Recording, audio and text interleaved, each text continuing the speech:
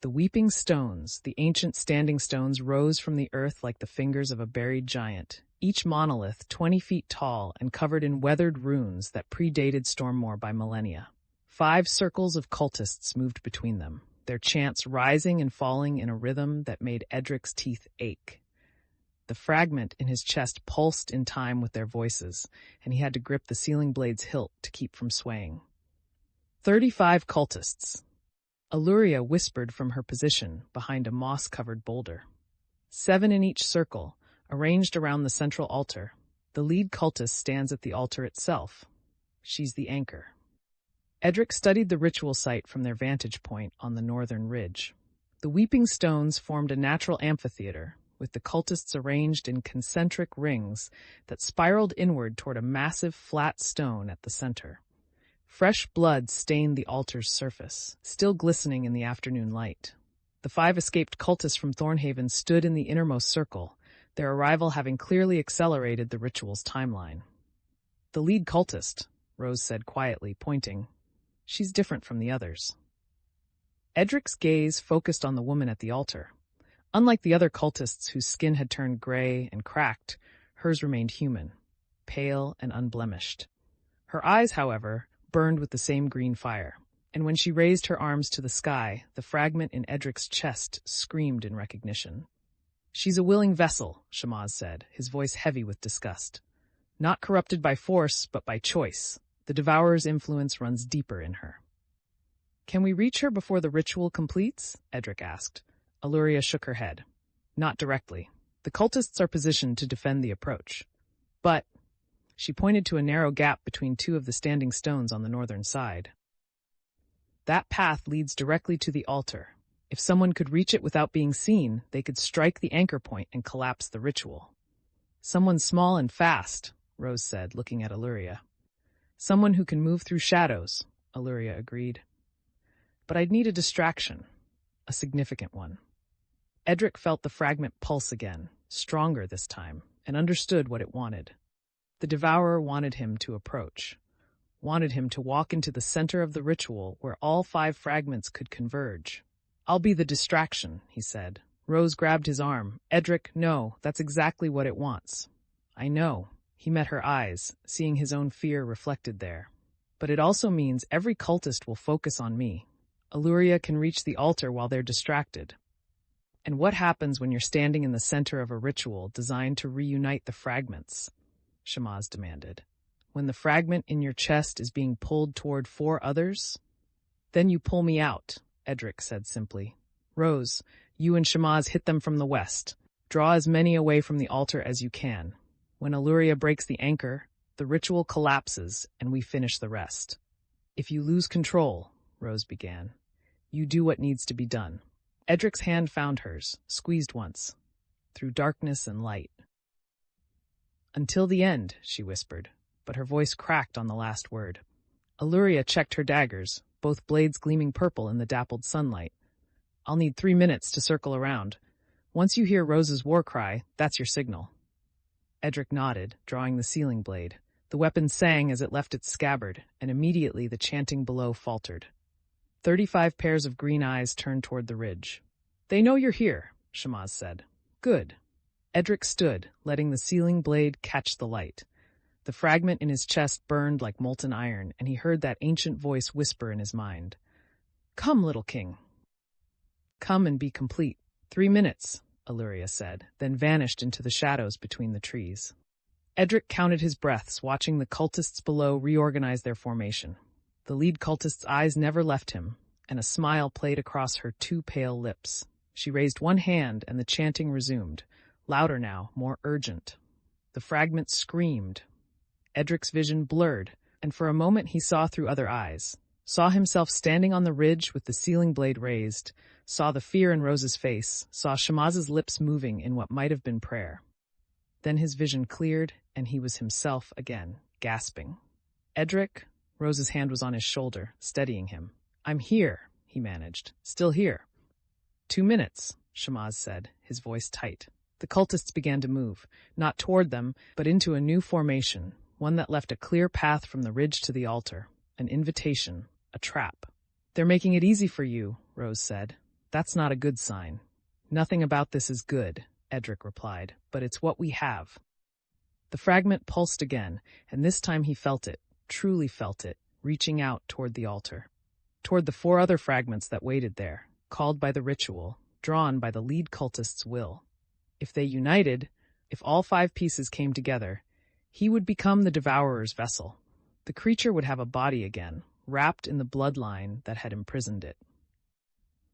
1 minute, Shamaz said. Edric tested his grip on the sealing blade. The weapon felt warm in his hand, almost alive, and he could feel it resonating with his bloodline. Elder Ashara's words echoed in his mind. The cycle breaks when the king becomes the blade. He still didn't understand what that meant, but he was about to find out. Ready? He asked Rose. She drew her longsword, the steel whispering against leather, through darkness and light, until the end. Rose threw back her head and screamed, a warrior's cry that echoed off the standing stones and sent birds exploding from the trees.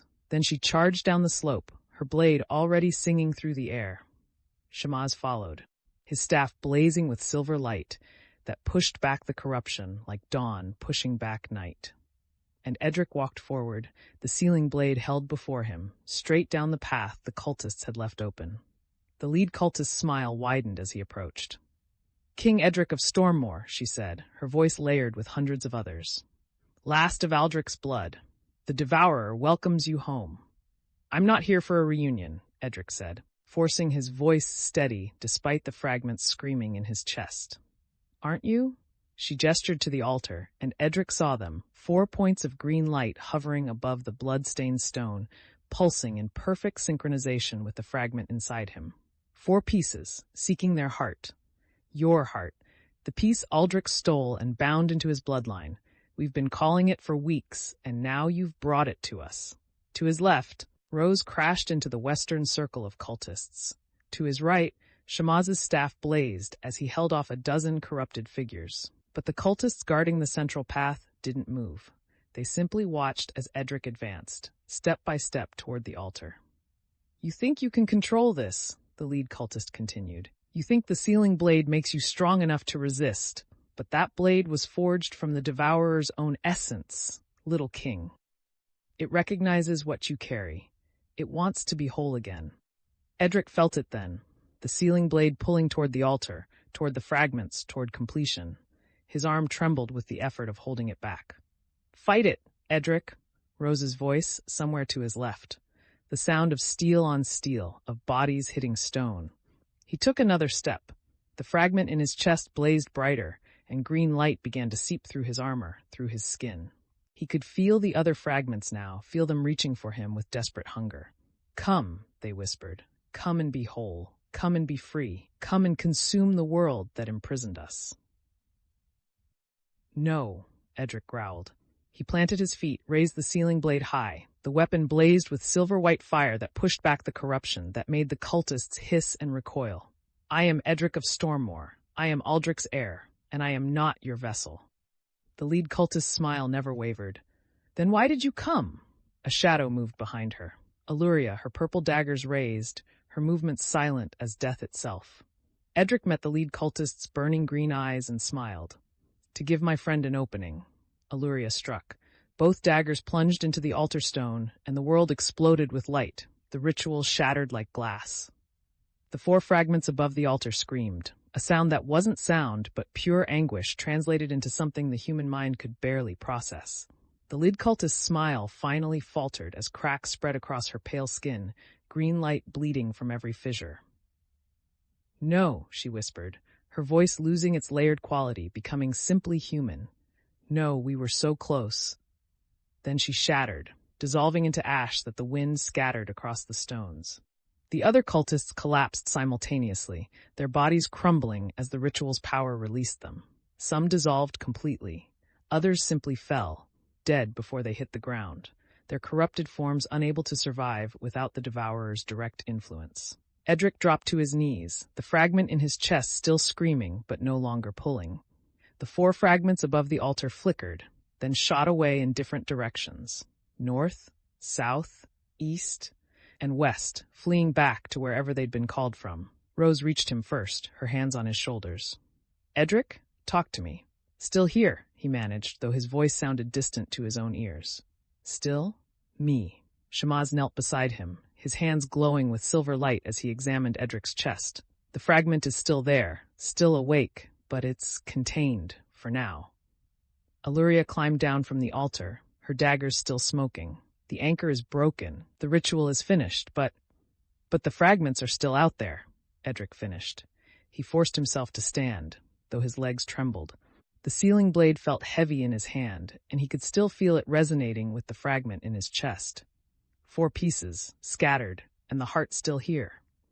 We stopped them from reuniting, Rose said firmly. That's what matters. For now. Edric looked at the ash scattered across the stones, at the bodies of cultists who had given themselves to darkness. But they'll try again, at Old Ravenhold, at the Forsaken Lake. They'll keep trying until either we stop them permanently, or... He didn't finish the sentence. He didn't need to. Shamaz placed a hand on his shoulder. We bought time. That's all we can do. Buy time until we understand how to break the cycle. The cycle breaks when the king becomes the blade, Edric murmured, staring at the sealing blade. The weapon's surface rippled, symbols flowing across the metal like water. Elder Ashara said that. But what does it mean? None of them had an answer. Alluria wiped her daggers clean and sheathed them. Old Ravenhold is 2 days north. If the cultists follow their pattern, they'll attempt another ritual there within the week. Then we have 2 days to rest and plan, Rose said. 2 days to figure out how to do this without Edric walking into the center of every ritual. I'm not sure we have a choice, Edric said quietly. He touched his chest, feeling the fragment pulse beneath his fingers. They're not trying to free the devourer from its prison. They're trying to make me the prison. And every time I get close, every time the fragments sense me, they pull harder, Shamaz finished. Which means the closer we get to the Forsaken Lake, the stronger the pull will become. Edric nodded. And eventually, I won't be strong enough to resist.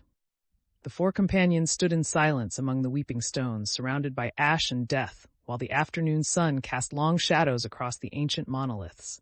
Above them, clouds gathered, thick and dark and wrong, moving against the wind. We should go, Alluria said, her voice tight. This place will draw scavengers, corrupted ones. They began the climb back to the ridge where their horses waited. Edric moved slowly, each step an effort, the fragment in his chest a constant burning weight. He could feel it whispering, even now, not words but emotions, hunger, longing, the desperate need to be whole, and underneath it all, something that might have been amusement.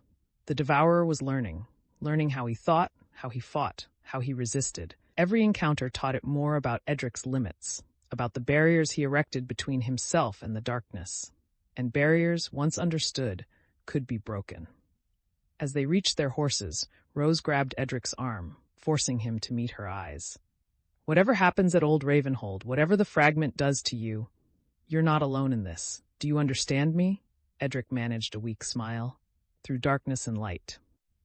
Until the end, she replied, but her eyes were bright with unshed tears. They mounted and turned north, toward Old Ravenhold, toward the next ritual site. Behind them, the weeping stones stood silent and empty, their ancient runes drinking in the spilled blood. And deep beneath the earth, in a prison that had held for 3,000 years, something stirred. Something that had tasted freedom, however briefly, when its fragments had been called together. Something that now knew exactly where its heart was, and how to claim it. Thanks for watching our stories. Don't forget to like and subscribe for more epic adventures.